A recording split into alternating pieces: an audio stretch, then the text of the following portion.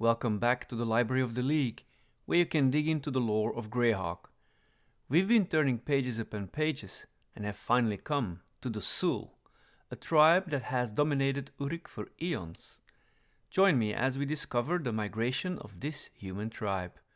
Just like in the previous videos, the text used is an adaptation of the one written down by Lenard Lakofka with some additions of Stephen Wilson, and they derived it from the work of Gary Gygax and his World of Greyhawk, with some additional material from Greyhawk Adventures. I also want to thank Anna Meyer again for her amazing map-making art, and I've put a link to her website below the video. When we talk about the Flannae and the Oeridians, we discovered that each used another timekeeping system, and the Suel are no different. To keep track of when things happen, I included a time conversion that translates the Suel timeline into the common year timeline. The conversion is as follows. Take the Suel time and subtract 5515, and the result is the date in common years. And for your convenience, I'll show both throughout the video. Okay, let's jump into the history of the Suel.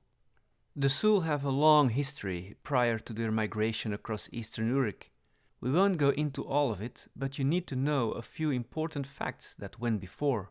First off, in 1997, in their reckoning, Suel mages discovered the art of lesser binding, and this enabled them to create rings of genie summoning.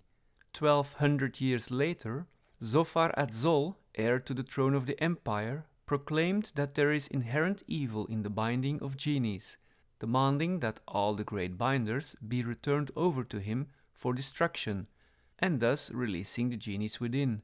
The houses Frusti, Kruski and Shnai violently opposed this move, causing the 30-year War of Revolution a year later. The years of conquest and prosperity started in 3247, when no major foe opposed the might of the Empire of the Suel.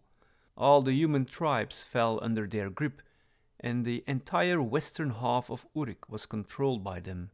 In their era of dominion, they rigorously pursued magic, and slavery became common practice for many centuries. However, they did not yet push eastward across the mountains and into the Flannae.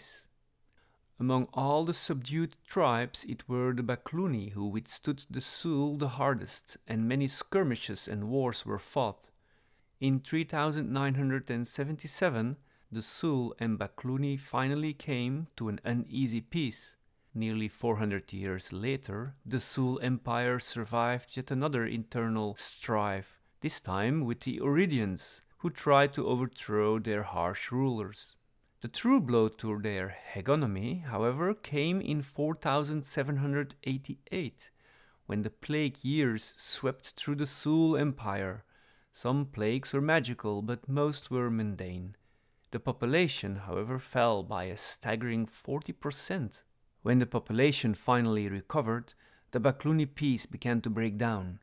Raids became more frequent and escalated when in 5031, 9,000 Bakluni were slaughtered in the Salhout Pass, starting the Great War between the Suel and the Bakluni. It is because of this war that some 2 decades later, the Suel began to go east of the mountains, so they could recruit humanoids to serve as mercenaries for their battles.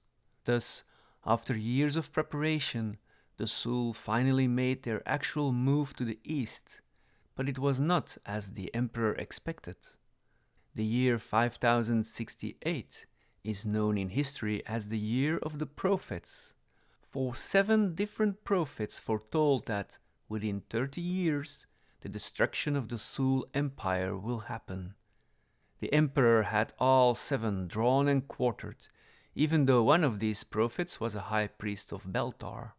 A year after the persecutions, the emperor's son, Zelifar Adzol, mage and high priest of Beltar, broke with his father, taking well over 8,000 loyal men and flee the kingdom. The great Zolite house, followed by several other houses, fled eastward with such sudden ferocity that their movement scattered the Oeridians before them, causing the last remainder of the Oeridians to migrate as well.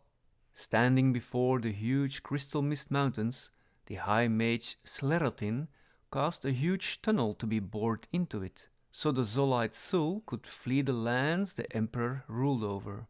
Something happened that forced the Archmage to seal the tunnel at both ends, trapping a lesser branch of the family, the Lerara house, inside.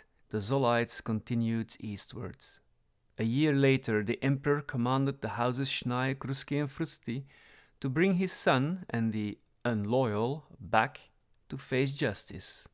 In the next 30 years, the Suel Empire expanded across eastern Urik, and when they first arrived in the Sheldumer Valley, the Zolites scattered the Flannae before them, marching onwards and onwards. Nothing seemed to be able to stop them. It was during this time of expansion that Lord Uhas of the Nihili house and his followers split from the Zolites to go towards the Sehena Hills, now known as the Drachensgrabs, and slaughtered several local Flan tribes. However, they themselves were turned into what is now known as the Twisted Forest by an unnamed Flan power. Meanwhile, the three pursuing houses from the Empire, unable to find the magical tunnel, turn north, where they are met by regrouped Oeridians and fearful Flannae, who harry and drive these Suel houses south. This stops their advance east for a time. Many became lost or decided to remain in the Amedio jungle, while others eventually moved back and then east, marching towards the Rift Canyon. The Zolites eventually moved south to the Tilvanot Peninsula. Zelifar carried with him 2 of the lesser binders, one even holding an imprisoned Genie King. Although the great Zolite family had already lost 2 houses, namely the Lerara and the Nihili, its first real division came in the form of a large-scale conflict. In 5093, the high priest Pelipardus, one of Zelifar's faithful, slipped away from the Zolites and abandoned Zelifar. He and his small family traveled to the Ratic area in the north, taking with them one of the binders. Zelifar did not pursue, however, for this would take his attention away from the much larger threat. For the 3 houses of pursuit, the Flannae, the Frusti and the Kruski, had been seen marching north of the Nirdiv Lake. A year after this division, Zelifar parleyed with the houses of pursuit, but being the son of his father the Emperor, ruler of the largest empire in the world, he did not play fair.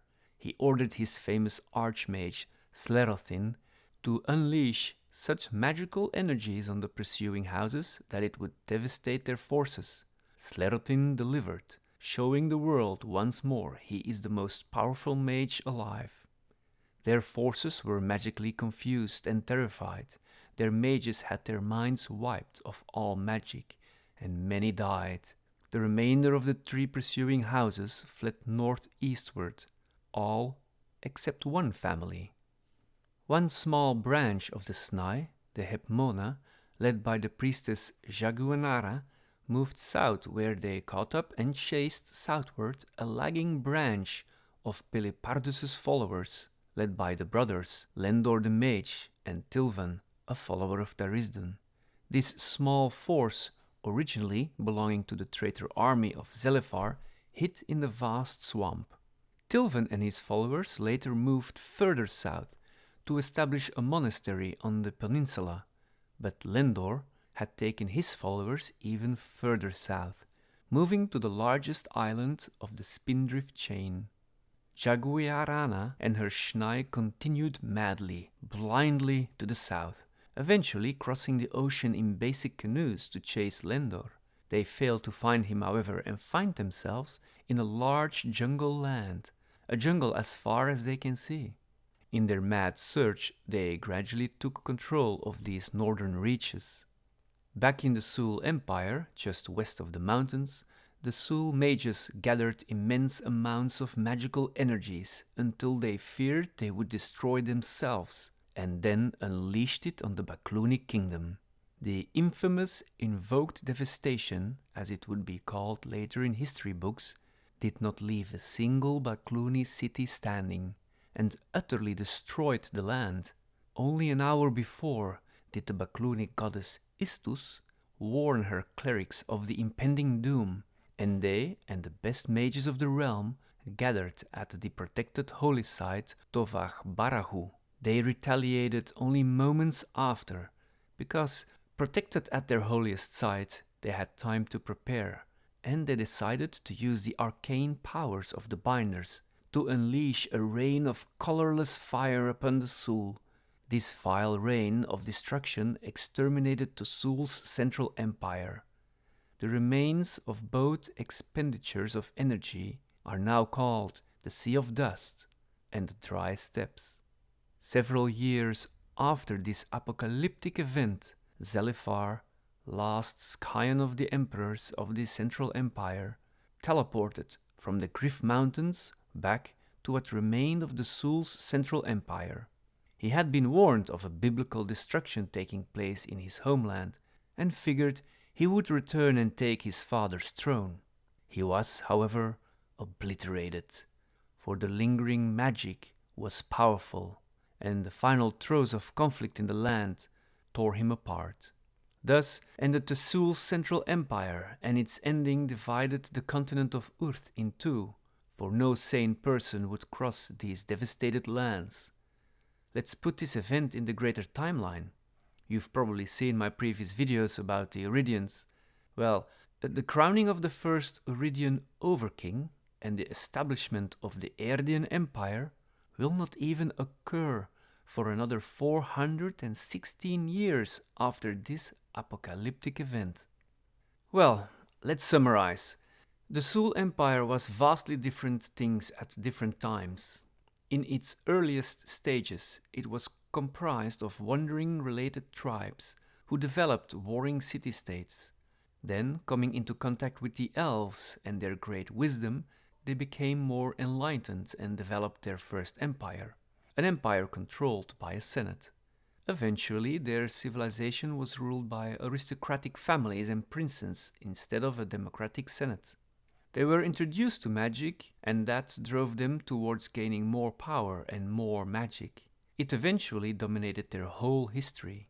They create a sense of haughtiness, a right to power, and non-concern for others. It is during this period that great wars and imperialism ruled Oerth. In a third stage of their civilization, the modern Suel of the Flannaes had lost the haughtiness, except those living in the Sea of Dust, those trapped between the Crystal Mist Mountains, those in the Scarlet Brotherhood, and perhaps those who fled west. The haughtiness in the Flannae Suel is instead replaced by a boldness, which is equally dangerous when roused. The savages of the Amedio jungle, the savages of the Hepmona land, and the barbarians in the northeastern Flannaes exemplify this. Compared to the Suel Empire, the Roman Empire was a short-lived thing, and the Chinese dynasties were only half as old. The area they controlled is far larger than most records show, for we focus only on the Suel lands immediately west of the Crystal Mist Mountains. Hidden records suggest the Suel Empire stretches far to the west, with other emperors ruling vast tracts of land. But that, my friends, is a story for another time. So here ends our look in the Suel migration. If you want to know more about who the Suel are, what they look like, what culture they have, and their general demeanor, then I would like to invite you to watch that video in the playlist Races when available. Thanks for listening, see you next time in the League.